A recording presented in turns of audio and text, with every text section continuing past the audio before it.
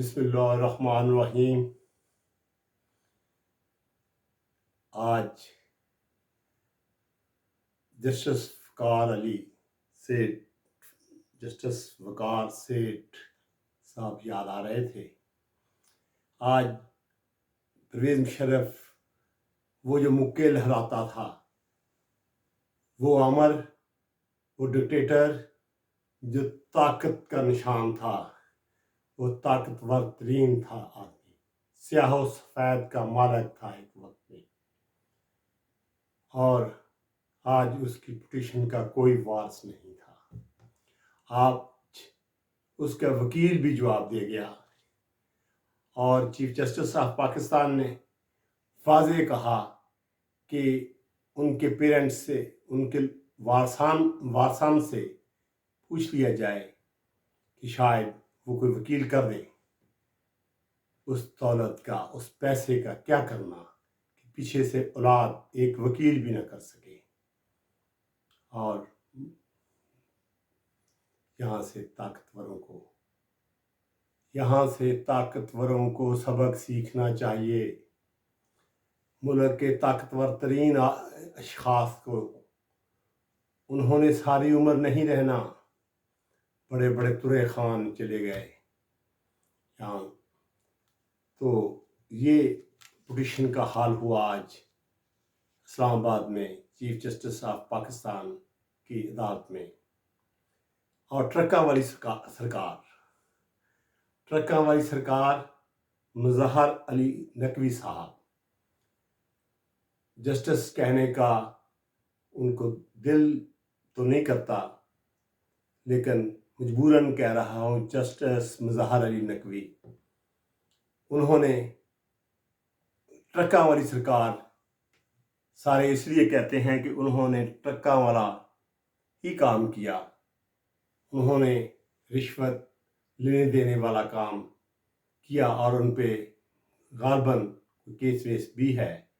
वो जो supreme court के जुडिशल कौंसल में होता है, तो वो अपनी सफाई पेश करें, ना कि वहाँ से भागें।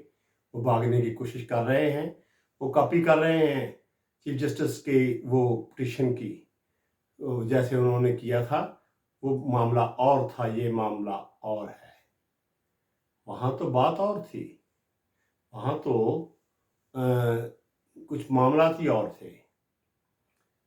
और अब जनरल फैज भी नहीं है। मुज़हर अली नकवी साहब को, मोहतरम जनाब मुज़हर अली नकवी साहब को, मोहतरम जनाब ट्रक्का वाली सरकार को अब याद आते होंगे जनरल फैज़ मीर साहब और साबका चीफ जस्टिस बंदियाल साहब। ना बंदियाल साहब रहे, ना फैज़ साहब रहे। अब 4 कनाल का घर गिरजा चौक में जो है, वो यार उसमें से 4 मरले मुझे सेल कर दें। और जितने पैसे आपने 4 कनाल के हैं, मैं 4 मरले के देने को तैयार हूँ। फ्रंट में से मुझे 4 मरले दे दें प्लीज। जनरल फैज का फैज, जनरल फैज हमीद साहब का फैज जारियो सारी था।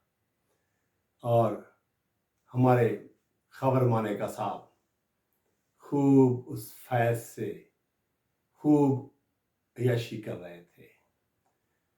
और मुझे तो शाहजेब खानदार साहब पे रियली इतने प्यारे और अच्छे साफ़ी हैं। उन्होंने इतना हाथ हौला रखा, इतना उन्होंने अपने लहजे में वो जो तुंदी तेज़ी से सवाल करते हैं, वो जो बंदे को हिला के रख देते हैं, उन्होंने तो वो सवाल ही नहीं किए, उन्होंने तो आपका साथ दिया। और आप इतने बेशर्म हैं मानेका साहब, मैं आपको कह रहा हूँ, आप इतने बेशर्म हैं कि आपने झूठ बोले, बहुत से झूठ बोले। उसमें से अवाम बेवकूफ़ नहीं है, हम बेवकूफ़ नहीं हैं।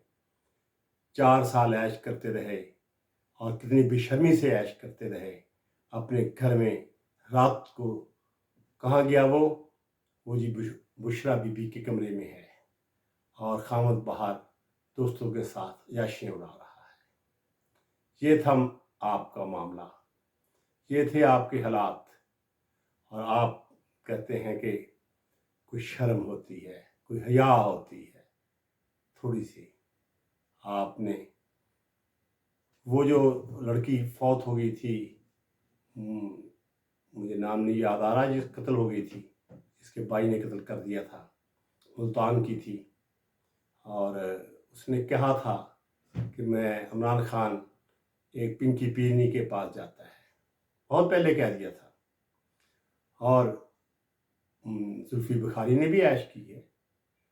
शर्म आती है, हम लोगों को शर्म आती है कि हमारे वज़ीर आज़म ने वो 4th फ्लोर पे क्या कंजरखाना खोला हुआ था। जहांगीर के घर के साथ वाला जो घर था, जो सेफ हाउस कहलाता था, साथ वाला, जहांगीर साहब के घर के बिल्कुल साथ वाला घर इस्लामाबाद में, यार बड़ा गंद खिलारा हुआ था आप लोगों ने। शुक्र है कि इस गंद से जान छूटी। इस ताकत का खेल है ये सारा। जब आपके पास ताकत हो तो आप ऐसे काम करने शुरू कर दें।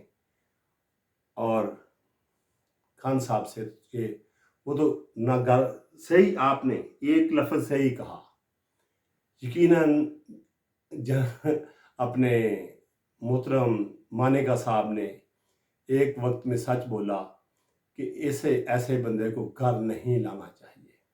तो आपको पता था कि घर नहीं लाना चाहिए, तो आप उस वक्त बोलते, उस वक्त मुंह खोलते जब आपको मुंह खोलना चाहिए था।